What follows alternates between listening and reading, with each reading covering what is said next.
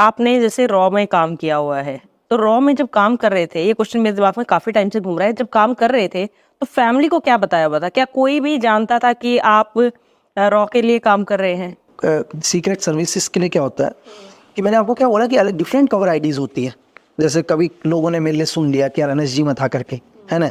तो कभी कोई बोला यार नहीं यार नॉर्थ ईस्ट में पैरा के अंदर था, कोई बोलता है यार नहीं क्या कहते हैं कुमाऊं के अंदर था, कोई बोला असम राइफल के अंदर था, अरे कोई बोला भाई कुछ नहीं करता यार वो तो दिल्ली में घूमता रहता है करके। तो ये डिफरेंट कवर आईडीज होते हैं, है ना। तो घर वालों को सिर्फ ये पता है कि यार फौज में है करके, बस घर वाले जानते हैं यार फौज के अंदर है करके बस। तो आपने एनएसजी में भी सर्व किया है एनएसजी में शायद मैं 1 ईयर रहा एनएसजी में। और आपने मोदी जी की सिक्योरिटी में भी थे आप। मोदी सर के साथ भी रहा, मतलब शायद कुछ टाइम मोदी सर के साथ भी काम करने का मौका मिला। और जितना मुझे पता है आप प्रेसिडेंट ओबामा जी के साथ भी थे। एक्चुअली शायद 2010 में नवंबर में इंडिया टूर था उनका। तो उस टाइम एक्चुअली मुझे उनकी जो अगर आप यूएस प्रेसिडेंट की खुद की सिक्योरिटी आई थी पूरी की पूरी। यहाँ तक कि सिक्योरिटी तो छोड़ो, उनकी गाड़ी भी खुद की आई थी। शायद वो आईटीसी होटल में रुके थे यहीं, ये नियर में एक आईटीसी होटल है। तो यहाँ से हैदराबाद हाउस में उनका एक स्पीच था, उसमें डेल्टा उनकी एक फोर्स है, जैसे हमारी भी स्पेशल फोर्स है। लोगों ने सील मतलब उनकी नेवी सील सुनी होगी, तो ऐसे उनकी डेल्टा भी है, डेल्टा फोर्स भी स्पेशल फोर्स है उनके। तो उनके कुछ एक स्नैपर्स थे, तो उन स्नैपर्स के साथ मतलब उस टाइम वर्क किया मैंने यहाँ से।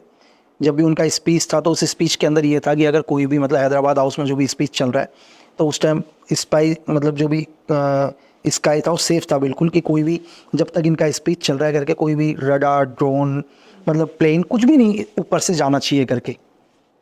उनके कुछ प्रोटोकॉल्स होते हैं। बहुत सारे प्रोटोकॉल्स हैं उनके, बिल्कुल उनका मतलब मैंने देखा उनका कि प्रोटोकॉल तो ये मैंने आपको क्या बोला कि वो अपनी गाड़ी तक लाए थे वहाँ से, अपनी पूरी फोर्स वहाँ से लेकर आए थे वो। तो जब वो आए थे, अब मुझे ये देखे कि मुझे बड़ा अजीब सा लगा कि बाहर जैसे उनकी शायद मैं उस टाइम हैदराबाद हाउस के ऊपर था, हम लोग ऊपर बैठे हुए थे छत के ऊपर, एक हाइट थी, हाइट पर थे हम लोग कि मतलब यूएस के कुछ स्नैपर्स थे उनके साथ था। तो जैसे ही उनकी गाड़ी आई, उस टाइम शायद प्रेसिडेंट प्रतिभा पाटिल थी, जहाँ तक मुझे याद है शायद प्रतिभा पाटिल थी उस टाइम प्रेसिडेंट इंडिया की। तो दोनों गाड़ियाँ आई, मतलब प्रतिभा पाटिल भी यूएस से ही गाड़ी आई थी उनके लिए। जैसे बराक ओबामा की गाड़ी गेट से एंटर हुई तो उनकी पूरी सिक्योरिटी उनकी थी, पूरी की पूरी सिक्योरिटी। तो हमारा ही एक कोई सिक्योरिटी में कोई ऑफिसर्स था गेट पर, वो गन के साथ था। तो बराक ओबामा की गाड़ी बहुत पीछे थी, मतलब कम से कम 10-15 गाड़ियाँ पीछे थी। तो उनकी जो आगे पायलट सिक्योरिटी चल रही थी, उन्होंने गाड़ी रोकी और उनसे वेपन डाउन करवा दिया। मतलब उनकी सिक्योरिटी फोर्स ने बोला कि आप वेपन को डाउन करो करके। मतलब जो पोजीशन थी, मैं देख रहा था उनकी पोजीशन इस तरह से पोजीशन ली हुई थी उन्होंने, गन की पोजीशन इस तरह से। उनको बोला गाड़ी रुकी एक सेकंड, उन्होंने क्या हुआ तो देखा क्यों, उन्होंने बोला कि आप गन डाउन करो करके। तो उनके तो जब मोदी ये जाते हैं, जैसे आप उनकी सिक्योरिटी, लेकिन अगर तो क्या हम भी ये नहीं एसपीजी का भी ये है प्रोटोकॉल है। अगर एसपीजी के अंदर भी आप देखते हैं, जब भी एसपीजी पीएम को लेकर चलती है, अगर उसमें कोई भी अगर पुलिस ऑफिसर्स भी हो, कोई भी XYZ, वो वेपन के साथ नहीं आ सकता है। वो उनका प्रोटोकॉल है भाई, एसपीजी है। अगर पीएम सिक्योरिटी में एसपीजी लगी है, तो अगर कोई भी सपोज करो कि मैं भी एक सपोज करो मैं किसी फोर्स से काम कर रहा हूँ, मैं सपोज करो मैं दिल्ली पुलिस में हूँ अभी, ठीक है, या मैं बॉम्बे पुलिस में XYZ किसी में भी हूँ।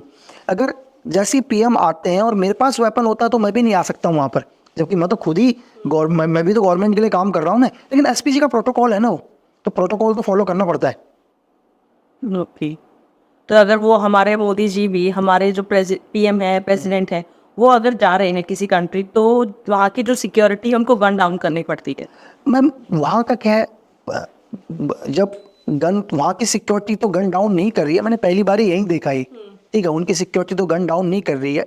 लेकिन ये चीज़ मैंने यहाँ देखा कि जब बराक ओबामा आए तो उन्होंने गन डाउन करवाया, जो चीज़ मुझे अच्छी नहीं लगी कि हमारे ही देश में आए यार, हमारे ऑफिसर हैं है ना जो लगे, तो वो चीज़ थोड़ा सा है। तो आप दोनों की सिक्योरिटी में रहे हैं, क्या डिफरेंस आपको सबसे ज्यादा लगा कि जो हमारे पास है उनके पास नहीं है, या उनके पास है जो हमारे पास नहीं है? वो तो यूएस तो अगर आप देखो तो टेक्नोलॉजी में तो आगे है ही, इसमें तो आप बोल ही नहीं सकते, ठीक है। बहुत फ़र्क है उनके मतलब फोर्सेस के अंदर, जो भी अगर फोर्सेस आर्मी में फ़र्क नहीं है, इक्विपमेंट्स पर फ़र्क है। क्योंकि हिंदुस्तान अगर आपने सुना होगा तो हिंदुस्तान की जो फौज है वो कभी पीछे नहीं हटी आज तक, है ना। अगर आप 99 कारगिल में देख सकते हैं, जहाँ मतलब उन्होंने उस हाइट को जीता है जिस हाइट से अगर एक पत्थर भी मारे तो वो बुलेट से भी ज़्यादा काम करेगा। मतलब हमारी फोर्स तो वो है जो भूखे रहकर भी 3-3 4-4 दिन भूखे रहकर भी फाइट कर सकती है। ये आप दुनिया की किसी और आर्मी के साथ करवा के दिखा दो, चाहे वो यूएस आर्मी हो कोई भी हो, उनको आप 3 दिन खाना मत दो, 4 दिन खाना मत दो, फिर उनसे बोलो वॉर करके दिखा दे करके। तो जैसे हम हमेशा सुनते हैं आईएसआई, अपनी रॉ, इन सब के नाम हमेशा सुनते रहते हैं। एमडबलएस जो चाइना की जो एजेंसी है, इंटेलिजेंस एजेंसी है, उसके बारे में कभी नहीं सुना है, क्यों? और ना कभी कोई मूवी भी नहीं देखी है, मतलब आधी ऑडियंस को पता भी नहीं होगा कि एमडबलएस ये क्या है कि। हाँ मैम देखो, एक्चुअली क्या है, चाइना की सिक्योरिटी सर्विस के बारे में जो एक्सटर्नल उनकी एजेंसी, उसके बारे में कोई पिक्चर नहीं बनी, कुछ नहीं बनी, मतलब लोगों को लगता ही नहीं होगा चाइना की भी कोई एजेंसी है करके। मैं ये दिखाना हूँ आपकी चाइना का एजेंसी का, मैं आपको सिर्फ इतना बताता हूँ कि हम लोग तो क्या करते हैं, स्पाई के लिए आदमी लगाते हैं, चीज़ें करते हैं, ठीक है, सोर्सेस पर फंड इन्वेस्ट करते हैं। चाइना के अंदर कुछ भी नहीं। अगर मैं कल चाइना जाता हूँ, है ना, जैसे ही मैं चाइना के अंदर एंटर करता हूँ, उन्हें विद आवर्स के अंदर पता चल जाएगा कि कोई बाहर का आदमी आ गया करके। उन्हें कुछ नहीं करना, उनकी एजेंसी को पता चल जाएगा। उनकी एजेंसी को ये भी पता, जिस गाड़ी में मैं जाऊँगा 4 लोगों के बीच में मेरे रेटिना को स्कैन कर लेंगे वो रास्ते से ही। मैं उनके देश का तो हूँ ही नहीं, अब बस मैं उनके सर्वेलेंस में आ गया हूँ पूरा का पूरा। मेरे हर मूवमेंट को लोग ट्रैक कर रहे हैं। अब आप सोचो कि मतलब करोड़ों की जनसंख्या में एक आदमी एंटर हो गया तो चाइना की एजेंसी को पता चल जाता है कि हमारे देश के अंदर कोई आ चुका है करके। अब इससे ज़्यादा आप क्या लोगे चीज़ें। आज तक पूरी दुनिया ने, CIA ने, MI5 ने, सब ने, दुनिया की एक बड़ी से बड़ी एजेंसीज आज तक, एक आम डीलर है कार्ली के नाम से, अगर लोग सर्च करेंगे उसको, आज तक दुनिया के किसी आदमी का उसकी एक फ़ोटो ही नहीं है। मतलब 2024 के अंदर ये कैसे पॉसिबल है आज के टाइम में कि दुनिया का सबसे बड़ा आर्म डीलर जो न्यूक्लियर डील करा रहा है, बीच में एक नाम आया था कि इराक की न्यूक्लियर डील में भी इसका हाथ था करके, उस आदमी की 2024 में दुनिया की किसी एजेंसी के पास पिक नहीं है। एक FBI को एक छोटी सी पुरानी फोटो मिली थी उसकी, क्यों नहीं है? पूरा चाइना, पूरा सपोर्ट चाइना का।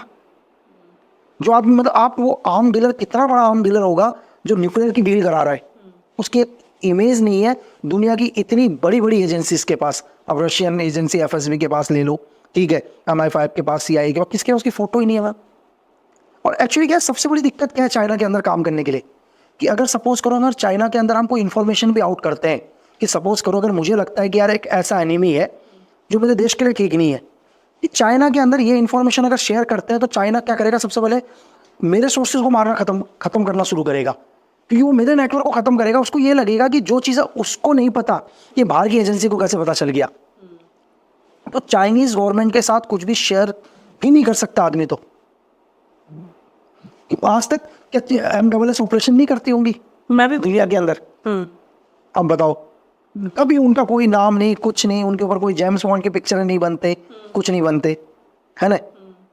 तो जो ये मूवीज हम जैसे बनाते हैं, अपनी रॉ की या मूवीज वगैरह बनाते हैं, तो क्या ये सही है? क्योंकि कहीं ना कहीं हम अपने बता रहे हैं, हम ये टेक्निक यूज कर रहे हैं, हम ऐसे काम करते हैं, क्या ये सही है? क्योंकि ये चाइना तो करता नहीं है कभी। लेकिन हम तो वही, जो देखो हम लोग भी काम कर रहे हैं, अभी क्या कर रहे हैं, वो मूवीज़ में 20 साल के बाद दिखाएंगे, जब तक वो चीज़ें ख़त्म हो जाएंगी। तो मतलब मैं ये नहीं बोल रहा कि ऑपरेशन करने से ज़्यादा इम्पोर्टेंट है सेफ करना। आप इंफॉर्मेशन को सेव करना ज़्यादा इम्पोर्टेंट है। मेरे लिए ज़्यादा महत्वपूर्ण किसी चीज़ को पता करना नहीं है। मैं अपनी इंटरनल चीज़ को कैसे छुपा के रखूँ, बहुत बड़ी वो है। चाइना के अंदर क्या चल रहा है, क्या होने वाला है, कुछ नहीं पता दुनिया में, कुछ भी नहीं पता, है ना।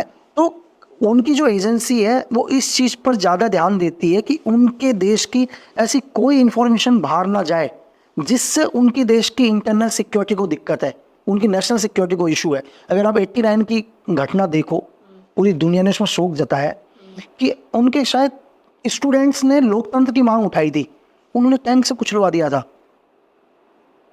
चाइना ने। तो ऐसा दुनिया के अंदर कभी नहीं हुआ होगा ऐसा। तो मतलब काम सब करते हैं, कुछ बोलते हैं, कुछ सिर्फ करने पर विश्वास रखते हैं।